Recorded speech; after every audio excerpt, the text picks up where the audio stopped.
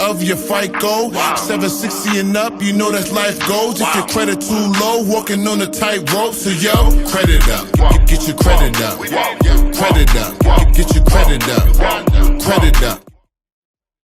How did you get to the financial service industry, and what did you learn from just really getting into that door? Right? I want you to like take us down that path and then start talking about how people can become the bank instead of having to actually go to the bank and become the bro. We have conversations all the time with our father, and my father was in law enforcement, and that's a prestigious job. And he always had like comp cases and all. He had a lot of bags, you know, while we was growing up. But he always fumbled the bag. You know, he never really like, you know, did anything with it. So I always was just thinking like, what would happen if we knew what to do with it, you know? So it dawned on me while I'm just thinking and stuff like that, that money is a tool, you know, that everybody use. But, you know, the idea about money management is the trade. And a lot of people don't know the trade. A lot of people don't know how to actually, when they get the money, keep the money and grow the money. So that's when I started to really go into these different rooms. And then when I went into like a bank, I was like, yo, I want to be a part of the banking industry because I want to learn how interest rates work. I want to learn how credit cards work. I've always been a person to want to know the information. I was never afraid of getting the information because guess what? I'm going to get the information and I'm going to bring it back to my people. That's just how I give it up, you know? So when I was in the banking industry, I'm learning about how money works and I'm around money and I'm feeling good. I'm just young. I'm just making moves, making money and stuff like that. And then, you know, one day I got an opportunity to start a career in the financial services industry. And that's when I really started to understand different vehicles and where to put your money and stuff like that. And I was learning about different vehicles, but one vehicle stood out to me, you know. And I'm going to tell you why it stood out to me.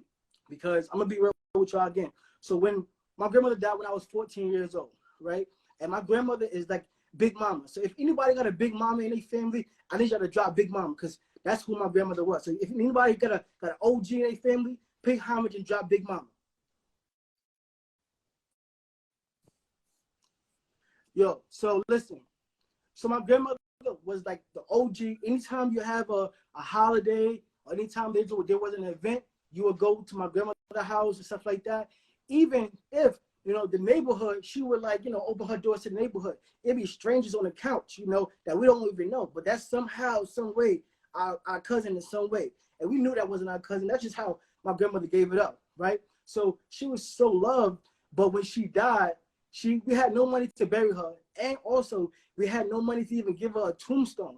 So that broke me, you feel me? Because the person that we love and we respect and we revere so much, like she just got a gate as a tombstone. Like that just didn't sit well with me. So I'm like, how come we don't even have? We know that death is coming. We know it's coming. It's inevitable. But why are we not prepared for it?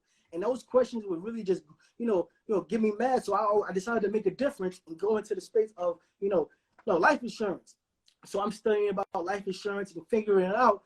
And I realized that life insurance is not for the dead, really. It's actually for the living. And actually the wealthy uses life insurance as a bank, you know, and that's called infinite banking.